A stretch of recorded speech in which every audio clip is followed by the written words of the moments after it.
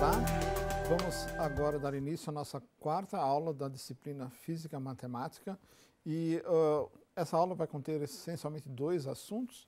Nós vamos apresentar soluções de algumas equações diferenciais ordinárias e em seguida nós vamos falar de um tipo muito importante de problema envolvendo equações diferenciais, que são chamados problemas de valor inicial, também conhecido como problemas de Cauchy.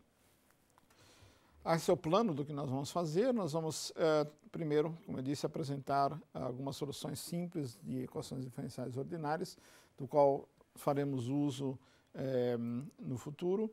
Depois vamos apresentar o que são problemas de valor inicial e vamos ilustrar esses problemas com dois exemplos, a chamada lei de resfriamento de Newton e o problema de Cauchy para oscilador harmônico simples, dois problemas simples e que podem, que ilustram muito bem os conceitos que nós vamos aqui discutir. Como eu disse, vamos começar apresentando soluções de algumas equações diferenciais ordinárias das mais simples. E vamos começar com a primeira equação que nós apresentamos, essa equação y ponto é igual a alfa vezes y, alfa sendo uma constante, que pode inclusive ser um número complexo, não precisa ser necessariamente um número real, para o que segue. Dividindo, se eu pegar essa equação e dividir ambos os dados por y de t, essa equação fica dessa forma, y ponto dividido por y igual a alfa. E o ponto interessante de fazer isso é que a gente percebe que o lado esquerdo da equação, ou seja, este lado que está aqui indicado, é nada mais, nada menos do que o logaritmo, a derivada do logaritmo natural da função y. Ou seja, o lado esquerdo, este aqui, pode ser escrito como sendo a derivada em relação a t do logaritmo de y de t. Isso é um fato que eu creio que seja bem conhecido de vocês, dos cursos de cálculo, que a gente sempre pode fazer isso, quer dizer, que vale essa igualdade. Bom, a vantagem de fazer isso, de fazer esse procedimento, primeiro, dividindo a equação original, que é essa aqui por y, e agora constatando isso, é que o lado esquerdo é meramente uma derivada de uma função, o lado direito é uma constante, e se eu integrar ambos os lados, digamos de 0 até t, eu tenho o seguinte, eu tenho que o logaritmo de y de t é alfa vezes t mais uma constante arbitrária, uma constante de integração arbitrária que a gente chama provisoriamente de c. Como vocês veem, isso aqui trata-se de uma equação que não contém mais derivadas, é simplesmente uma equação diretamente para a função y, e ela pode ser resolvida se eu simplesmente exponenciar ambos os lados, e com isso a gente obtém, exponenciando ambos os lados, que y de t é k vezes e elevado a alfa t, onde k é uma constante que vem a ser simplesmente a exponencial de c. Ou seja, retornando à transparência anterior, se eu exponencio esse lado aqui, eu fico com y de t, exponenciando esse outro lado, eu terei, deixa eu escrever aqui do lado, e elevado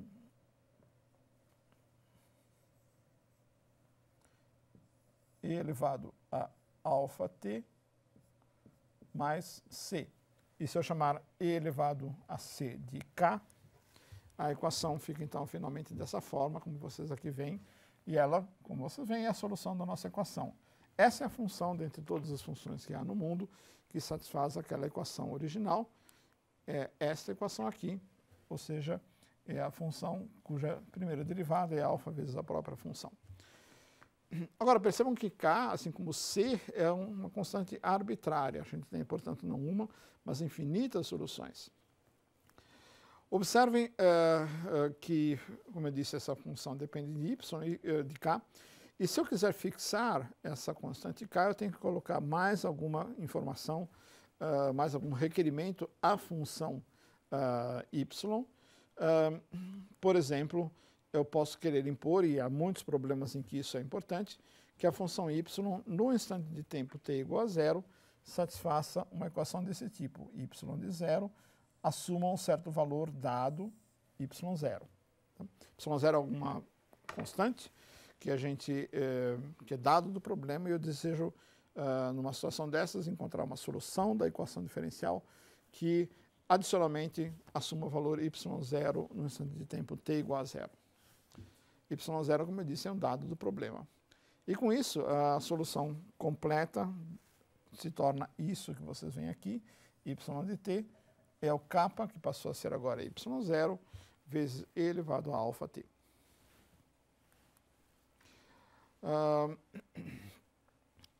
Bom, outra equação que nós podemos tratar de maneira similar é essa segunda equação que aqui está, y ponto de t igual a dt y.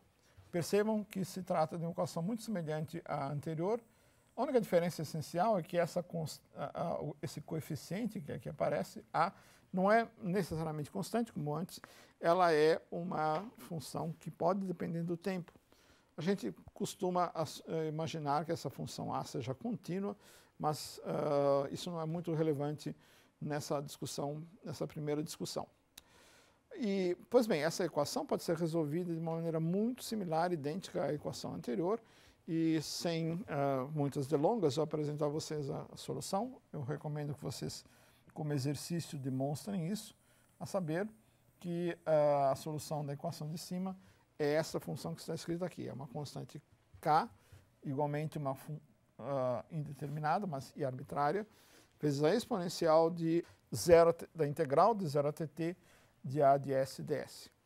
Percebam, aliás, que no caso da equação anterior, em que a função a de t era alfa, uma constante, a gente obtém o mesmo resultado, porque se isso aqui é uma constante alfa, essa integral dá alfa vezes t, que é exatamente o que nós tínhamos antes.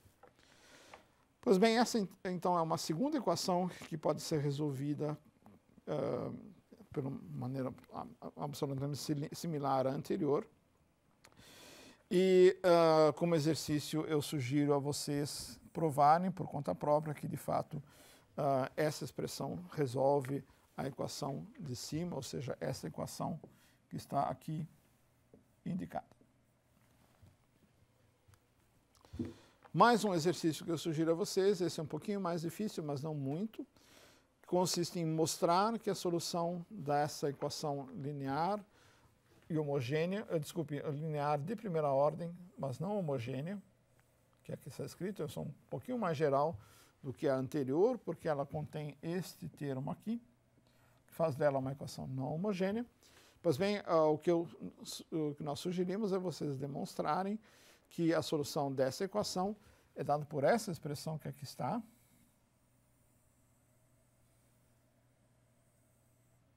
onde p de t vem a ser esta função, exponencial da integral de a, e novamente aparece aqui uma constante k, que é arbitrária. Assim como nos casos anteriores, aparece nesse caso também uma equação arbitrária. Pois bem, então, nós sugerimos que vocês façam esse exercício e, como antes, vale o mesmo comentário, para fixar essa constante, é necessário preciso impor alguma condição adicional à função, por exemplo, uma condição inicial que fixa o valor de y num certo instante de tempo. Por exemplo, se vocês quiserem impor que y no instante de tempo t igual a 0, assuma o valor y0, o valor dado. Então é muito fácil checar que a solução tem esta forma aqui, porque é muito fácil checar que a função k, a constante k da página anterior, deixa eu voltar para lá, essa constante k que aqui aparece, ela, sob essa imposição de que y assume o valor y0 em t igual a 0, ela tem que ser igual a y0. E, portanto, a solução do problema assume esta forma que vocês aqui veem. Então, como exercício, eu sugiro que vocês verifiquem esse fato. Todos esses exercícios são bastante importantes para o que virá e é importante que vocês se familiarizem com eles desde já. Agora, uma vez que nós aprendemos a resolver essas equações diferenciais simples, foram, como nós vimos, equações diferenciais de primeira ordem, lineares, homogêneas e não homogêneas, deixe-me apresentar a vocês uma nova classe de problemas, não de equações, mas de problemas envolvendo equações diferenciais, que é muito importante, especialmente em física, em praticamente todas as aplicações de física ou quase todas as aplicações em física de equações diferenciais, surgem problemas desse tipo. No que consiste um problema de valor inicial? Trata-se de um problema no qual a gente deseja encontrar uma grandeza que satisfaz uma certa equação diferencial, por exemplo, do tipo que nós andamos vendo, e a suma, junto com as suas derivadas, determinados valores específicos em certo instante de tempo. Ou seja, a gente procura uma grandeza y nesse tipo de problema, que satisfaz uma certa equação e, num certo instante de tempo, essa função e suas derivadas tenham valores pré-fixados. Problemas de valor inicial são também denominados problemas de Cauchy. Ambos os nomes, problemas de valor inicial e Cauchy, são sinônimos e nós vamos usar um ou outro conforme o gosto. Eu creio que Cauchy tenha sido o primeiro matemático a se dedicar a esse tipo de problema, certamente inspirado em muitos problemas que existem na física que são dessa natureza. E para ilustrar esses problemas de Cauchy, eu vou considerar dois problemas de física tradicionais. Um é a chamada lei de resfriamento de Newton e a outra é o problema do oscilador harmônico simples, dois problemas bastante importantes. Bom, um exemplo dos mais simples de problema de valor inicial envolve uma lei empírica, uma lei experimental, ela não tem uma demonstração teórica, denominada de lei de resfriamento de Newton. No que consiste isso? Vamos supor que nós tenhamos um corpo sólido, pequeno, ou seja, de pequenas dimensões, e vamos supor que a função t de t descreva a temperatura desse corpo pequeno num determinado instante de tempo t.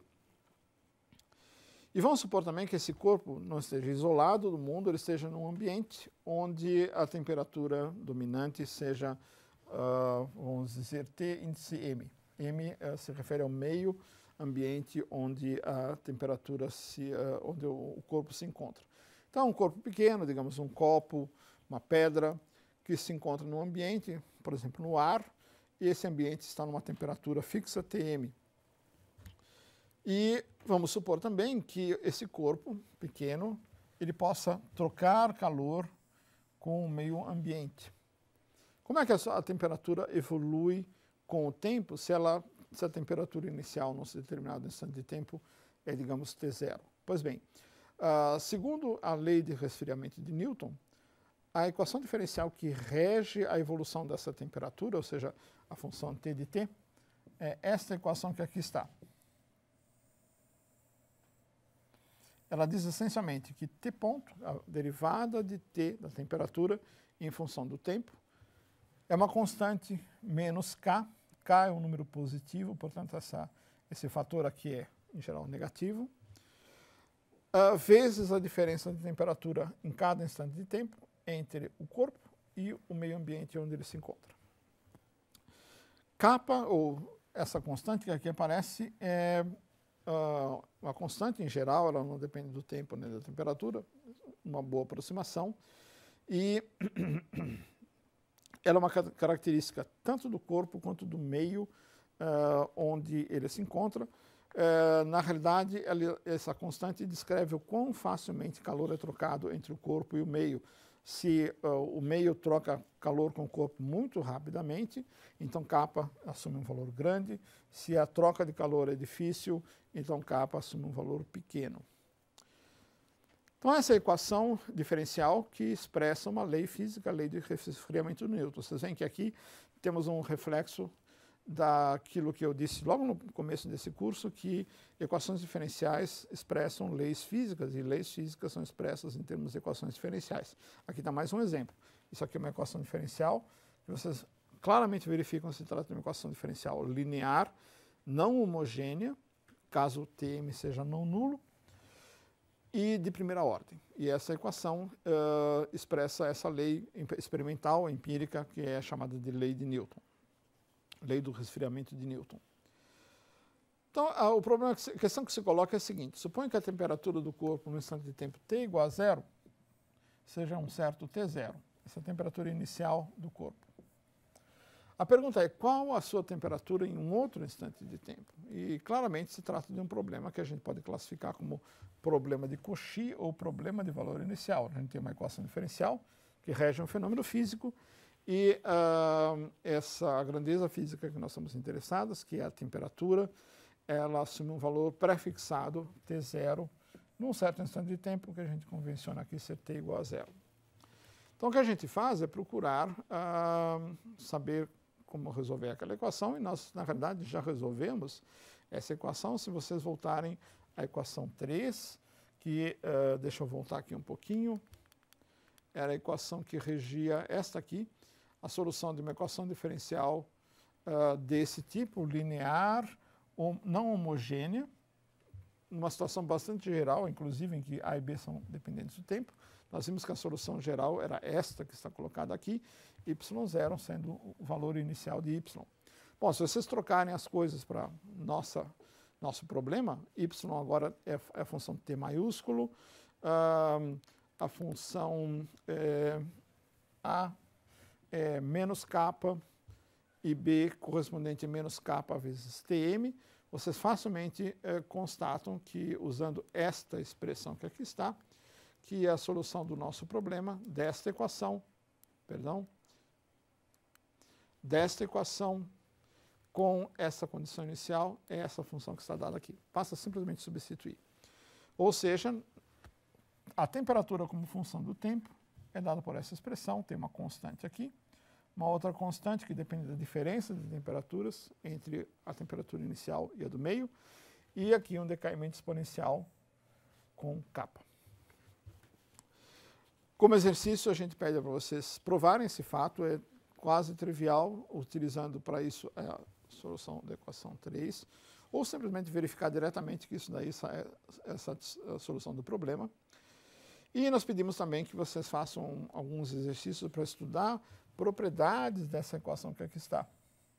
Por exemplo, uma propriedade muito interessante que a gente praticamente já vê é que a condição inicial é realmente satisfeita por essa equação.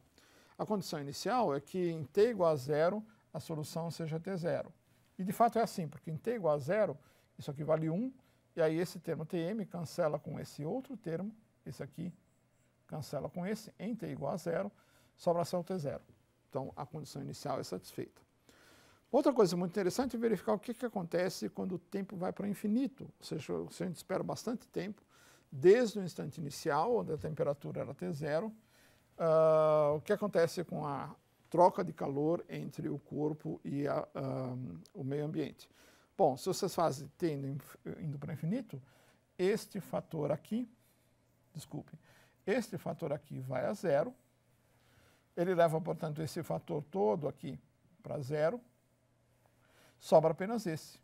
O que significa dizer que no limite em que t vai para mais infinito, a temperatura T de T converge a Tm, ou seja, a temperatura do corpo se aproxima da temperatura do ambiente, e com isso a gente vê pela equação que estabelece aquilo que a gente chama de equilíbrio térmico, ou seja, não ocorre mais nenhuma troca de calor entre o corpo e o ambiente. Tudo isso pode ser provado simplesmente fazendo uma análise simples, elementar até, da solução da equação diferencial, essa equação que aqui está, a equação que eu me refiro à lei de Newton, a lei do resfriamento de Newton, com a imposição de uma certa condição inicial. Um outro exemplo importante é o chamado problema do oscilador harmônico simples, que vem a ser, como vocês bem sabem, a solução desta equação diferencial, uma equação de segunda ordem, que descreve o movimento de uma partícula de massa m presa a uma mola de constante k. Eu estou supondo x igual a zero como sendo a posição de equilíbrio da mola, e essa equação está dizendo que o produto massa vezes aceleração é menos k vezes x, ou seja, a força que a mola exerce sobre a massa m. Esse é um problema muito bem conhecido de mecânica. E a solução geral dessa equação, eu creio que vocês conheçam muito bem, é dada por esta expressão que aqui está. X de t é a vezes cosseno de ômega t mais b vezes seno de ômega t, onde ômega, chamada frequência natural desse sistema massa-mola, é a raiz de k sobre m, a raiz da constante da mola dividida por m. Essa solução indica que a mola exerce um movimento oscilatório periódico com período 2π sobre ômega. A e B são duas constantes arbitrárias. Para resolver a equação, eu não preciso fixar A e B. Para quaisquer A e B, a equação diferencial, esta aqui, é satisfeita. Agora, o que é que nós precisamos fazer para fixar valores para A e B? Eles são arbitrários em geral, mas suponha que nós queremos requerer que a função x de t satisfaça algumas condições iniciais. É muito comum em mecânica, na mecânica clássica, que a gente imponha que a solução e sua primeira derivada, ou seja, a posição da partícula e a velocidade, assumam certos valores especificados no instante de tempo t igual a zero.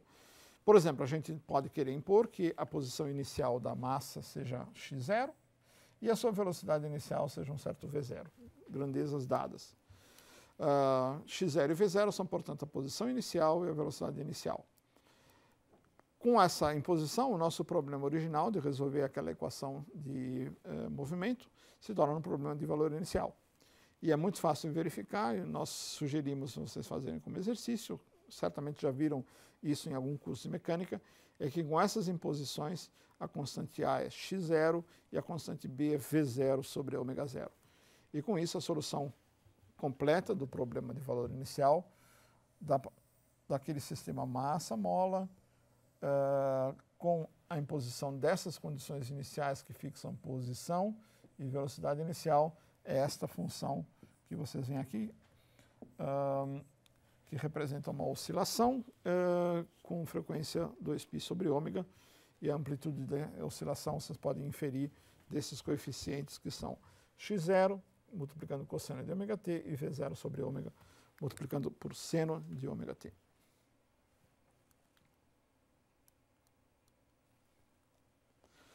Problemas de valor inicial ocorrem também de forma importante em equações de derivadas parciais, como nas equações de onda e na equação de difusão de calor. E sobre isso nós vamos falar em aulas futuras com um certo detalhe. E, por hora, eu espero que isso tenha dado uma ilustração a vocês do que são esses importantes problemas e, como eu disse, nós vamos retomar essas questões, vamos analisar mais alguns problemas de valores iniciais, especialmente no contexto de equações diferenciais parciais, em aulas futuras. Então, resumindo esta aula, nós apresentamos a solução geral de equações diferenciais lineares de primeira ordem, homogêneas e não homogêneas, mesmo com coeficientes não constantes. Apresentamos a noção de problema valor inicial, também denominado problema de Cauchy, e encontramos soluções de dois problemas de valor inicial de interesse para a física, o problema do resfriamento de Newton e o problema do oscilador harmônico simples. E, como sempre, eu coloco aqui ao final uma lista bibliográfica que eventualmente pode interessar a vocês. Muito obrigado.